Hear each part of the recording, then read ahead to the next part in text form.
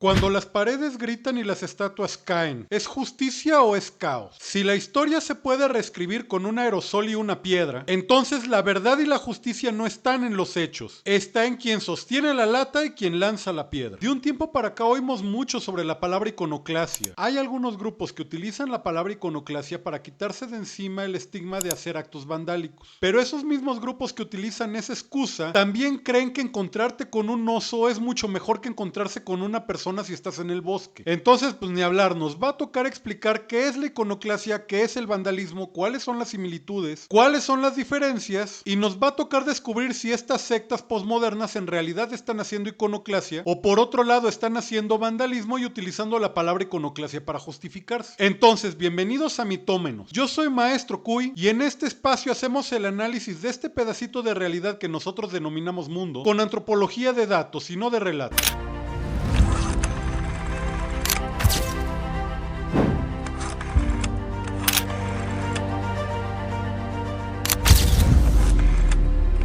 Y mira, en principio, facilito, ¿qué es la iconoclasia? La iconoclasia es la destrucción de símbolos con una intención ideológica o política. Ejemplos de iconoclasia hay muchos. Los más célebres y los que te vas a encontrar en libros son la destrucción de imágenes religiosas en el Imperio Bizantino. Pero puedes encontrar varias. Imagínate, por ejemplo, a los franceses destruyendo todo lo que tuviera que ver con la monarquía después de que se reventaron a todas las personas que tenían alguna clase de relación con la monarquía. O imagínate, por ejemplo, que acabamos de tirar un gobierno tiránico y después de acabar con ese gobierno nos ponemos a destruir todos sus símbolos. La iconoclasia no es una destrucción por una mera destrucción, es una destrucción que tiene un mensaje simbólico, es una destrucción de símbolos muy concretos que tienen en sí misma un mensaje simbólico. Y ahora, ¿cuál es la diferencia con el vandalismo? El vandalismo es una palabra que deriva de vándalos. Los vándalos fueron un pueblo germánico que invadió Roma hacia el siglo V después de Cristo. Ahora, como ustedes saben, los romanos se veían a sí mismos como civilizados y a los pueblos germánicos los veían como bárbaros. Entonces la palabra vandalismo tiene que ver con una destrucción también, pero es una destrucción completamente irracional de la propiedad. Entonces tienes por un lado la iconoclasia, que es una destrucción simbólica con propósitos eminentemente políticos, y tienes por otro lado el vandalismo, que como no tiene intenciones políticas, entonces es leída como una destrucción completamente irracional. Entonces mira, tienes por un lado gente descontenta que quema una bandera. La bandera es evidentemente un símbolo. La protesta es política y aquí lo que se está haciendo es iconoclasia. Y ahora tienes a un montón de militontas destruyendo un semáforo. El semáforo no tiene ninguna relación con el patriarcado, no tiene ninguna relación con las desaparecidas, no tiene ninguna relación tampoco con el machismo. Tenemos aquí un ejemplo de destrucción caótica y como es un ejemplo de destrucción caótica, no puede ser iconoclasia. Luego entonces es vandalismo. Tienes aquí por ejemplo a los talibán. Ellos por intereses políticos y religiosos destruyeron estas estatuas de Buda. Aquí hay una destrucción,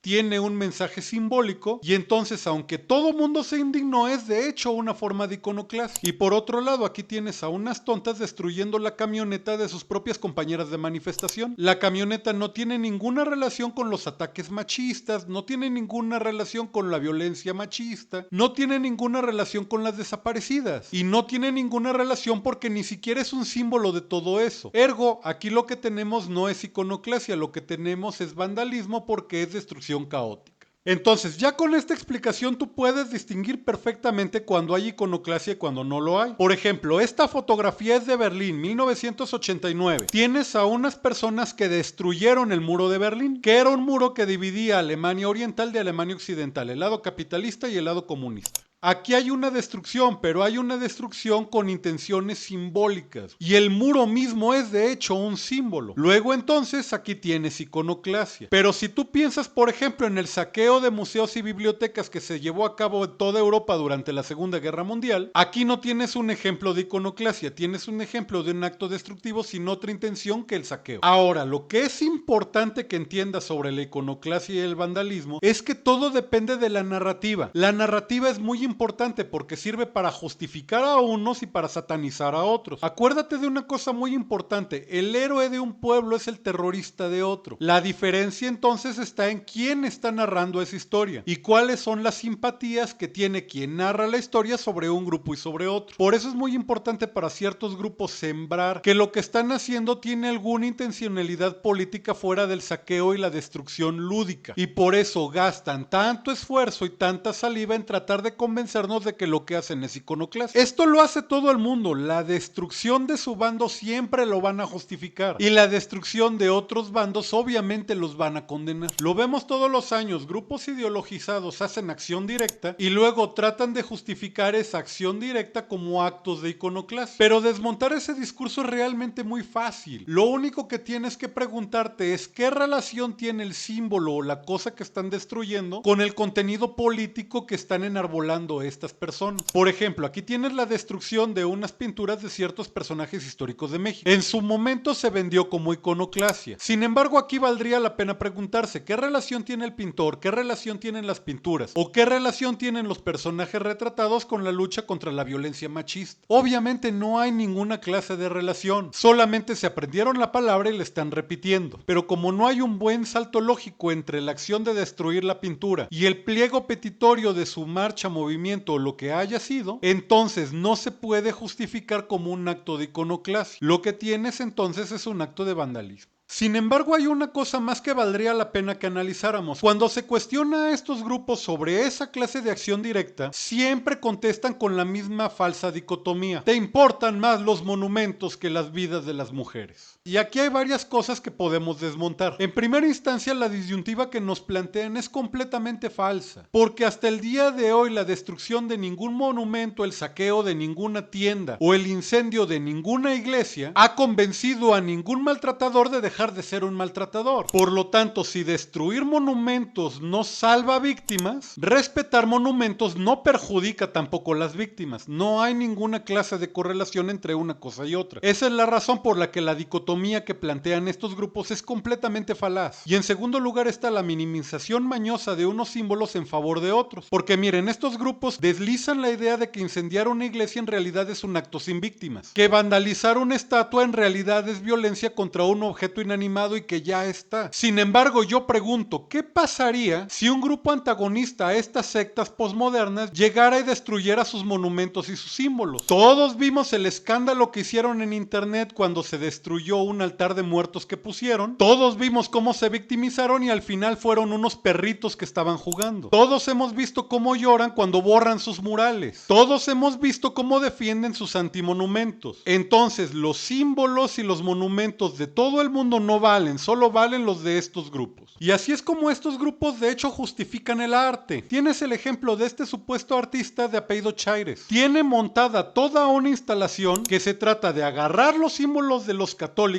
y con esos símbolos provocar. Yo preguntaría, ¿qué pasaría si los católicos el día de mañana para hacer arte agarraran banderitas multicolores y las quemaran, defecaran sobre ellas o sencillamente armaran una instalación ridiculizando a las personas de la diversidad? Ahí sí ardería Troya. Entonces, por un lado, unos grupos sí pueden meterse con algunos símbolos y eso es arte, pero otros grupos no pueden meterse con otros símbolos porque eso es discurso de odio. Tienes por un lado al régimen de la Alemania de los 40 que buscó y cazó libros para quemarlos y que todo el mundo entiende que fue un exceso que no se debería de repetir, y tienes por otro lado a estos grupos y a estas sectas que en México se han metido en ferias de libro y han quemado libros y que se ha festejado como una lucha en contra de ideologías nocivas. Quiero que te des cuenta entonces que la diferencia entre el acto de terror y la iconoclasia es muchas veces el relato. Por eso es importante quiénes son las autoridades y cuáles son las filias y las fobias de nuestras autoridades. Porque si tú tienes a unas autoridades que están cargadas hacia un lado, no importa lo que haga ese lado, las autoridades siempre van a encontrar el modo de justificarlo. Y por otro lado, no importa lo que haga el otro lado, siempre se va a llevar una paliza. El ejemplo en México lo tenemos perfecto. Se viralizaron casos de mujeres cometiendo flagrantemente acusaciones falsas de violencia machista, y cuando se presentó el caso ante una autoridad en una conferencia de prensa, la autoridad ¿qué hizo? minimizó, le quitó importancia. Y para los que no son de México, tienen el ejemplo de las redes sociales. Durante años vimos cómo ciertos grupos eran cobijados y toda crítica a esos grupos era baneada. Lo que quiero que entiendas es que la línea entre la iconoclasia y el vandalismo sí está muy bien definida, pero se vuelve borrosa a partir de la narrativa. Por ese motivo, el derribo de una estatua de Cristóbal Colón en una manifestación puede ser iconoclasia, pero también puede ser vandalismo. Depende completamente de la narrativa imperante. El ataque a un templo o a una iglesia puede ser iconoclasia o puede ser vandalismo. Va a depender completamente de la narrativa imperante. Y un ataque, por ejemplo, a una obra de arte puede ser iconoclasia, pero también puede ser vandalismo. Nuevamente va a depender completamente de la narrativa. Eso quiere decir que es muy importante entender que la batalla cultural es la batalla por la narrativa. Yo veo que mucha gente se desespera, luego me mandan mensajes y me dicen, ¿cuándo las personas que hacen esta clase de actos van a enfrentar a la justicia? Y la respuesta que yo les doy es siempre la misma. Es que hay delito o no hay delito dependiendo completamente de la narrativa. Porque una persona atacando una iglesia evidentemente está cometiendo un acto de vandalismo, pero con la narrativa correcta y con las autoridades correctas, ese acto de vandalismo es de hecho protesta política. Eso quiere decir que el único camino para desarticular a estos grupos es adelgazar y tirar al suelo sus narrativas, es hacerles perder completamente su credibilidad, es destruir su hegemonía. Y hacerlo es muy importante porque el que se abuse de la palabra iconoclasia para justificar actos de vandalismo nos perjudica a todos. En principio, legitima la violencia en las protestas políticas, porque si los distintos grupos políticos están acostumbrados a hacer lo que quieren y luego cuando se les cuestiona sacan la carta de la iconoclasia, entonces todo el mundo puede recurrir a ese recurso facilón y eso perturba la paz y hace que la vida sea más difícil para todos. En segundo lugar, eso normaliza la destrucción de la propiedad pública y la propiedad privada. Es irreal que algunos gobernantes, en lugar de detener y presentar ante las autoridades a las personas que perturban el orden público, miren a la ola de destrucción y no intervengan con la excusa de que están respetando los derechos humanos de las personas. En tercer lugar, el que se haga normal esto hace que los actos de vandalismo o de iconoclasia, como lo quieran ver, vayan perdiendo impacto con el tiempo. Y eso promueve que los grupos sean cada vez más radicales y sean cada vez más violentos. Porque cuando las pintas ya nos parecen normales, entonces pasamos a los martillos. Y cuando los martillos nos parecen normales, entonces pasamos a los incendios. Y cuando los incendios nos parecen normales, ¿qué va a seguir? Lo otro es que permitir estos actos, en lugar de ayudar a las autoridades, los perjudica. El juego de estos grupos es doble. Cuando se presentan a una concentración política y empiezan a ser violentos, obligan al otro jugador, que son las autoridades, a actuar o a no actuar. Si no actúan,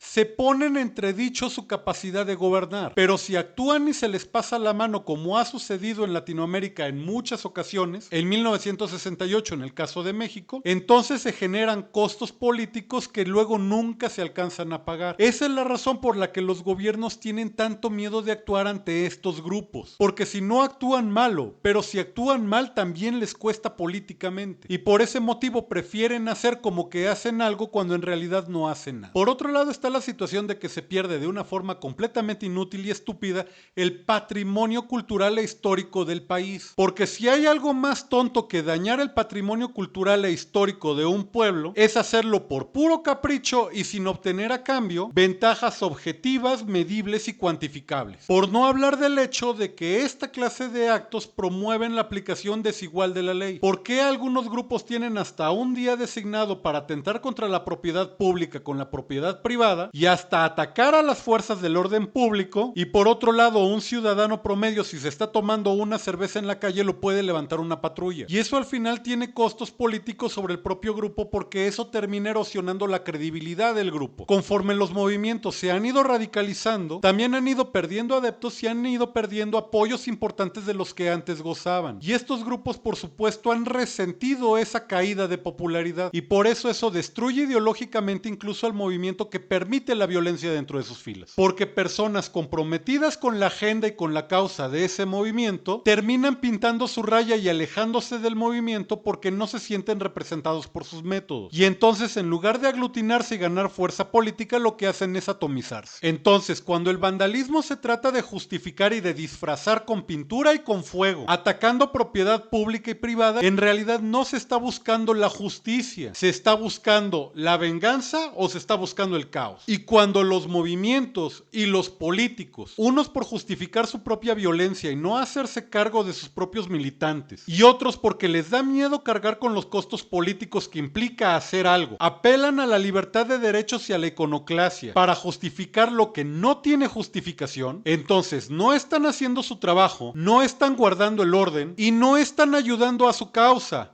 Al contrario, nos demuestran lo incompetentes que son para hacer sus funciones, nos suman en la anarquía y ayudan a destruir las agendas que ellos en el discurso dicen defender.